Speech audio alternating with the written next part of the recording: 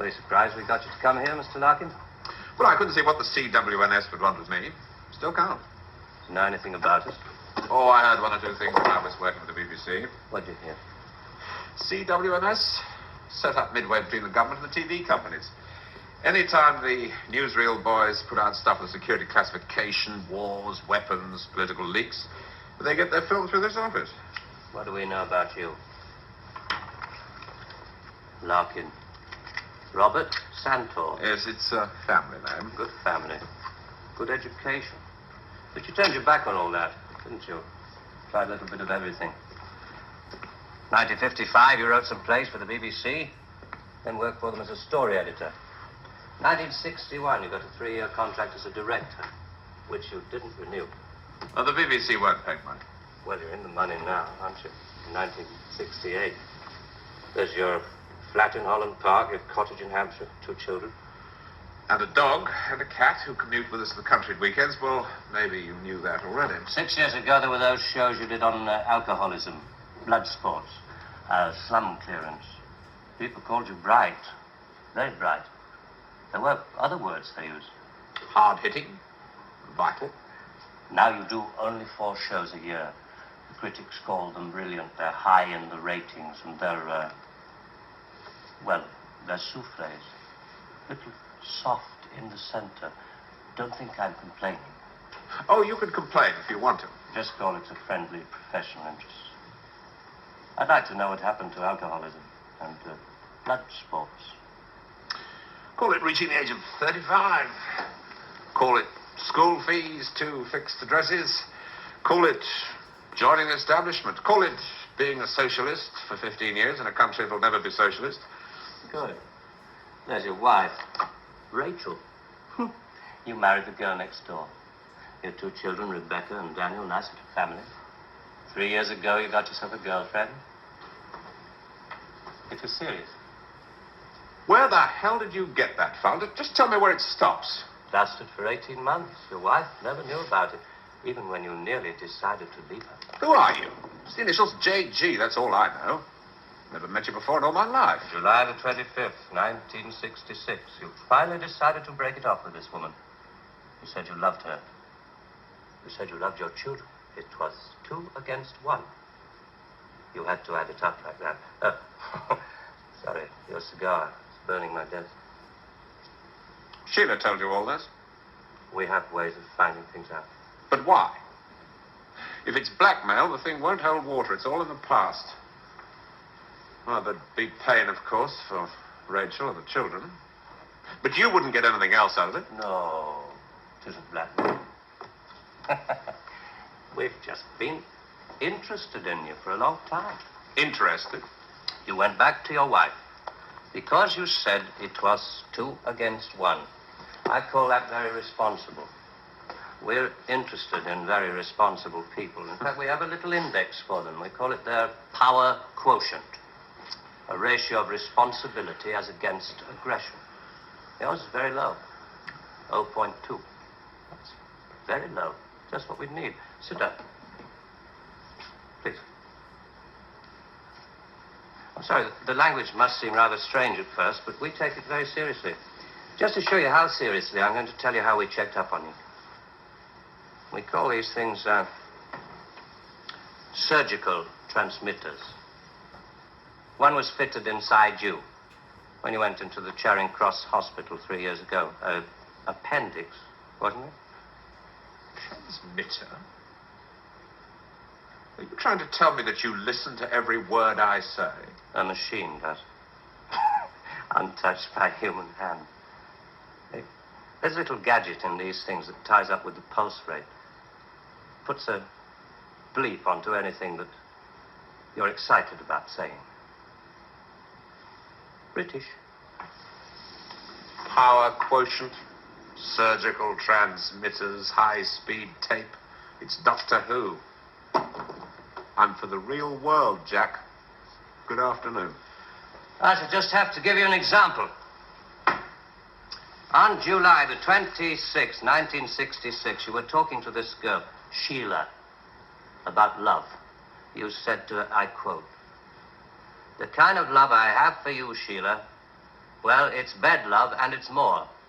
It's staying in bed till 6 p.m. and saying I can't go to the office today. It's eating breakfast at twilight, laughing at leaves on the pavement. I don't believe there's any such thing as these surgical transmitters. You got Sheila to tell you all this. Then you wrote it down the way I might have said it. You're a good guesser.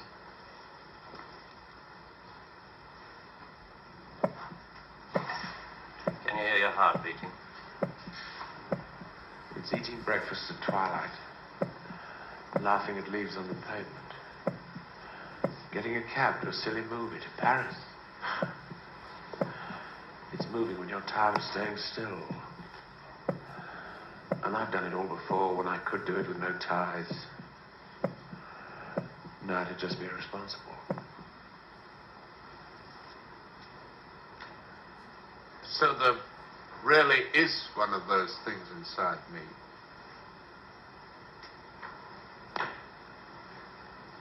What do you want? We want people with low power quotients. We want them to work for us. Nothing more sinister than that. All this just to offer me a job. Special sort of job. The newspapers talk about the corridors of power, the power elite. Let's just say we'd like you to join the club. Oh. There's a vacancy in our newsreel department. We'd like you to help plan the news for 1973. Come again?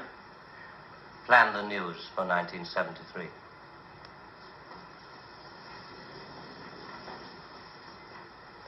What are you doing? I just want to make sure the sunlight's real.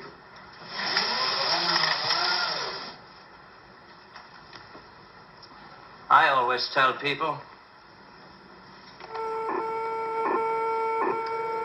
news is the most highly developed form of fiction. The most difficult. Come on. I just want to show you something. There's no obligation to buy. Really. News requires imagination. News requires responsibility. We think you're well qualified. Please. Double A security, sprinkler systems and other services do not operate beyond this point.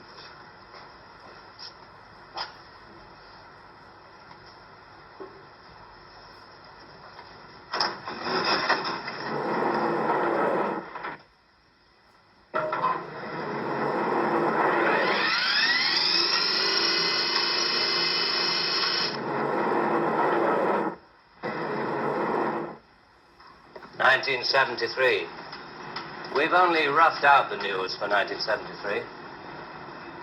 Nothing's been given the go-ahead yet, but this is the kind of thing we have in mind.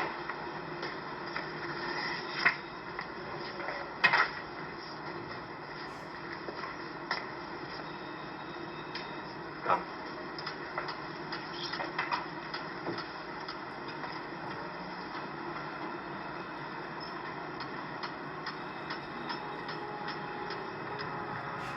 Today, April 14th, 1973. First historic pictures by Radstar of the combined U.S.-Russian landing on the moon. Shown here are Majors Webb and Mikhailovich taking their first steps into the unknown, firing their retro rockets to land their spacecraft on the dust-covered surface. A comforting note for us stay-at-homes, both the Pentagon and the Kremlin have announced that the moon has no strategic value. A comforting note for us to stay at home.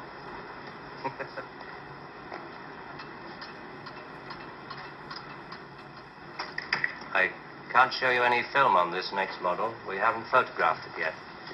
But this is the way it will sound. June the 22nd, 1973. The State Department releases film of the ultimate weapon, codenamed Icarus. This satellite is equipped with a solid reactor.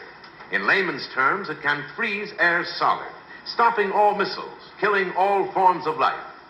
Icarus orbits at the same speed as the Earth, can hang in position over every major city that threatens the peace-loving nations. Rather proud of this one.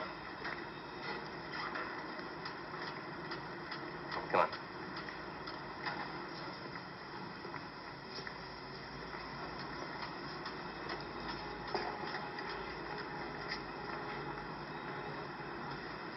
Please. Sit down, Mr. Lutton.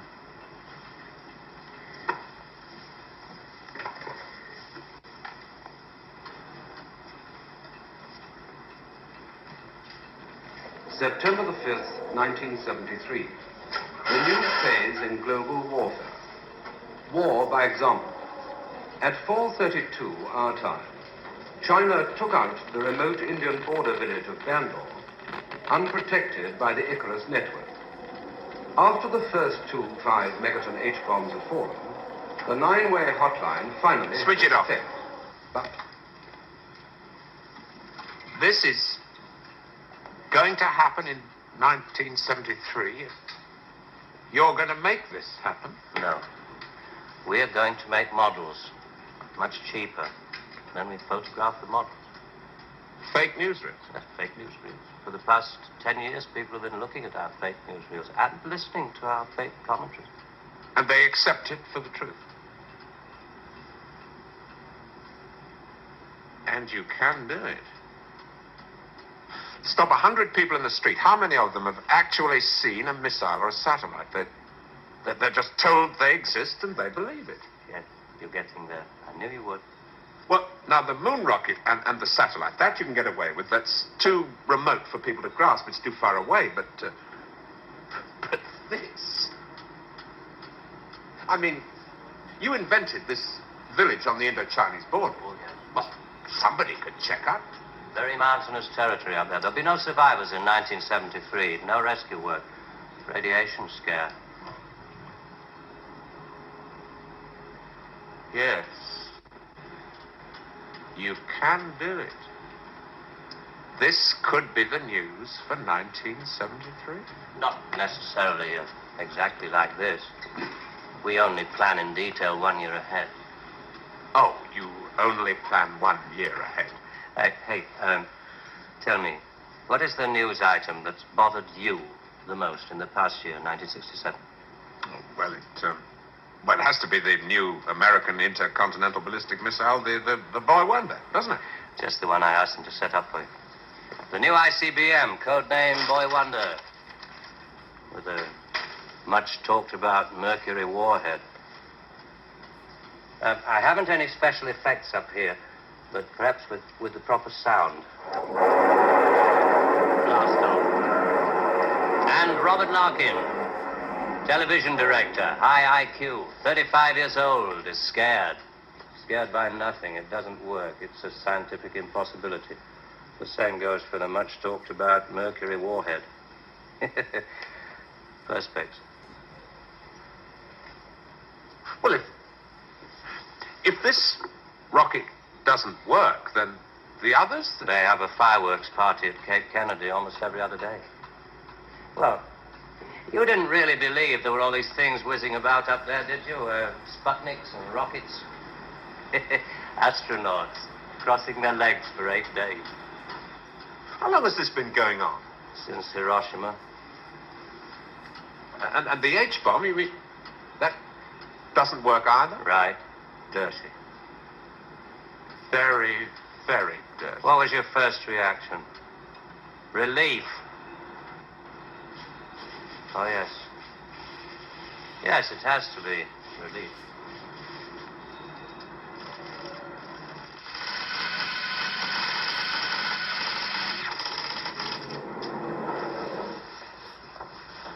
Only 12 people are allowed beyond this point.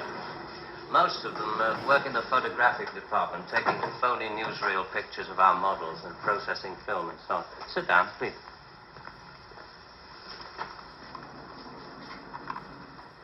Ah, pretty pictures from our stills department. The Boy Wonder. Do you really think that missiles and satellites are mile out of country? No, not at all. I've only shown you the hard news. There are other things, much softer things we thought might interest you. Well? 1973, we thought it might be time for an anti-teenage movement. A long-awaited return to maturity. Sherry. Perhaps even a religious revival. Oh, I see. You want me to arrange the grand opening of Ruislip Cathedral, 1st of October, 1973. Mark the date down in my 10-year diary. We are very serious about you. There are things about you we like very much.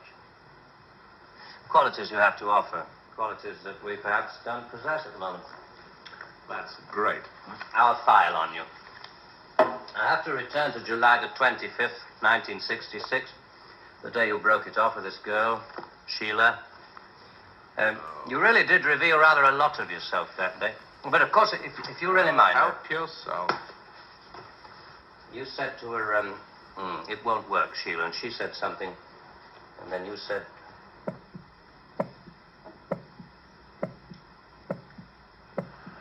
You remember I went away with Rachel and the kids to the seaside? It was midweek, and this huge stretch of sand was empty. Just a circle of footprints around 3 sandcastles and tracks out to sea. The whole damn day of my family marked out in front of me. The sun was going down. Rachel kept calling the kids to get dressed. She picked up buckets and spades, corny bloody things like that. I was up at the car. I looked at those footprints, and I knew those people were slipping away.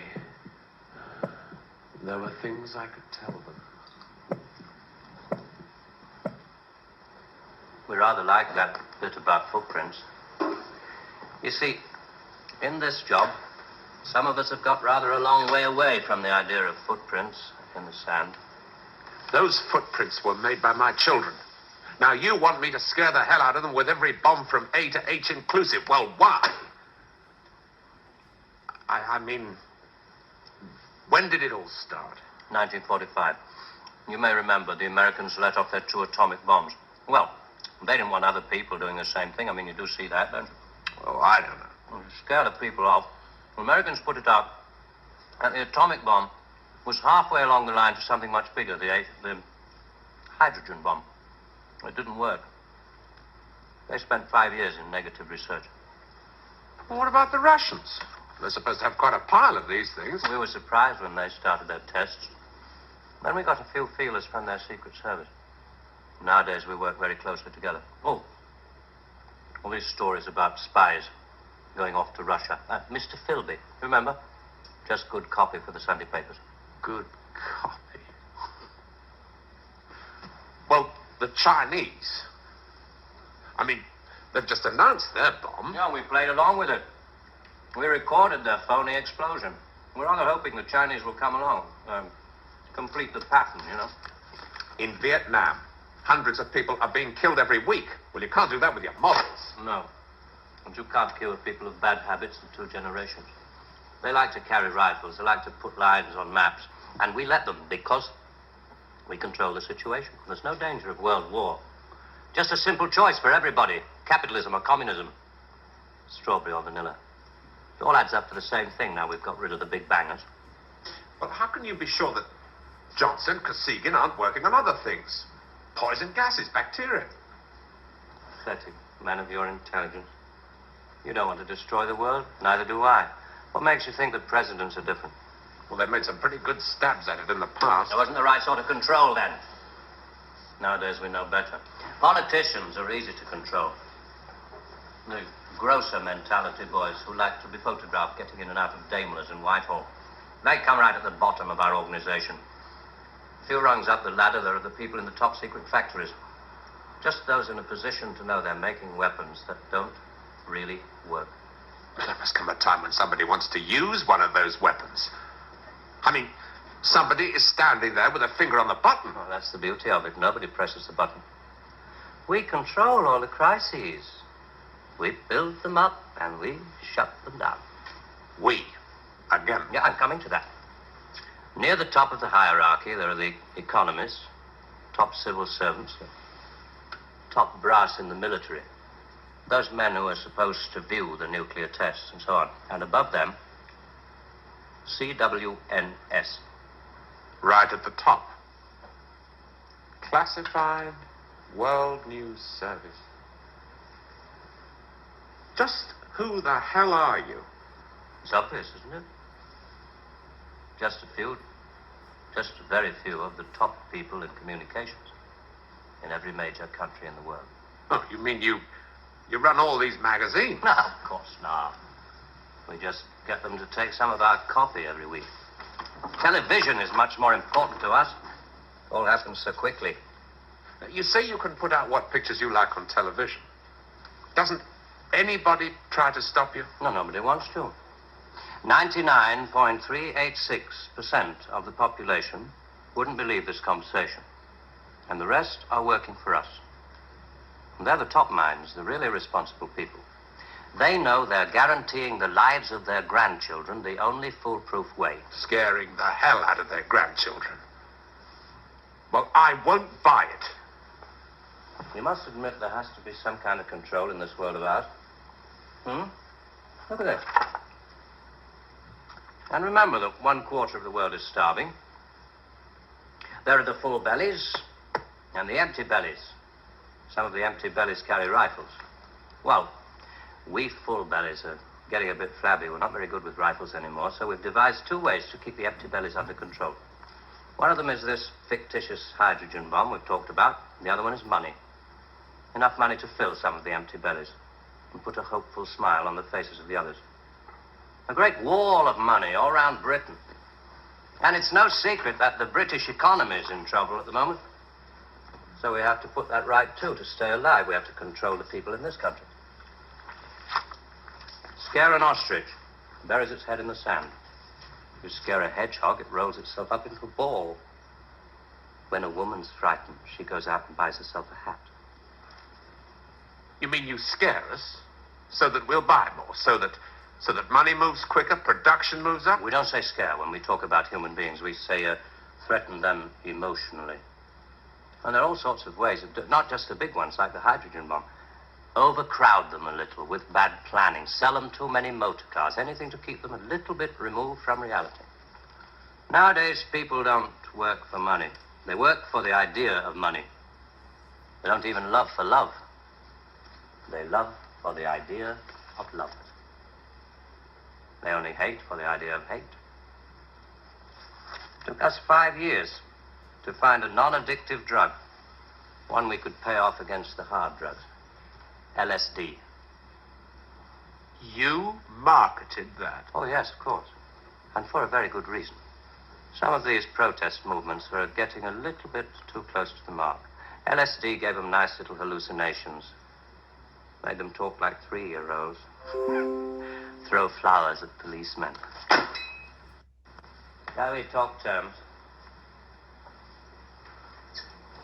You're not still going to ask me to work for you? I'm afraid I've had to put all this rather bluntly. You see, there wasn't really very much time. It must be rather a shock. Most people realize that the world is controlled from about 6 big cities. But it must be rather shocking to learn that a 1/6 of the world is controlled from this building. You mean you? Oh, no. I only rate an office on the 7th floor. There are 2 other offices above this one. And a giant computer system. Link number 4 in world control. A computer? Well, what's so remarkable about that? It's just a machine that can store a vast amount of information. A machine that knows too bloody much. Now you're being hysterical about it. The computer's very simple. You feed data into it. Anything from the Wall Street closing prices to the North Atlantic weather report. And you get decisions. That machine's taken you over. It's just a machine. Extra hands for the people who know how to control it. Well, this one above us, it's square in a box. Yeah, I suppose you could call it square in a sort of a box. You know why I go away at weekends? To get away from people in boxes. They live in boxes. They get their thoughts, their problems, and their answers out of boxes. And I like to get away at weekends because they're not people anymore. Now, you know all about me. My cottage in Hampshire. But did you know that there's a line of trees that goes right up past the house? And the noise they make is like the sea. Did you know that I find it difficult to sleep in the country? And I like to go and stand in the garden before dawn. And I feel good because I know that my wife and my children are asleep inside. And I like to go out and walk past the wet hedgerows until I can see pasture land and the smoke from the cottages in the This may village. be all very well for one of your grassroots programs, but I'm afraid time is running out. I ought to tell you, we pay a great deal of money. We can afford to. We save such a lot on things like the national defense budget, so on. We would start you off at £250,000 a year. Oh. Rising to £1 million when you make the Ministry of Morality, which I know you will. Will you let me out of here? One little point. I should have told you about these surgical transmitters.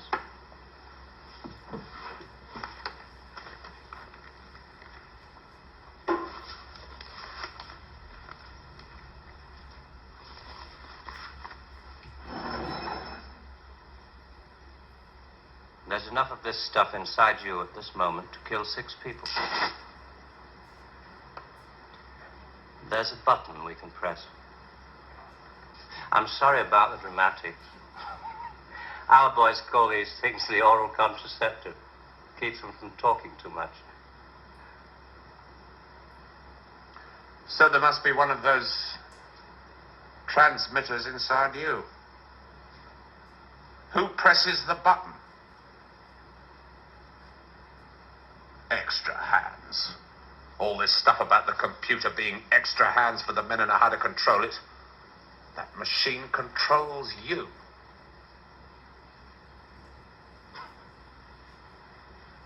You start on Monday.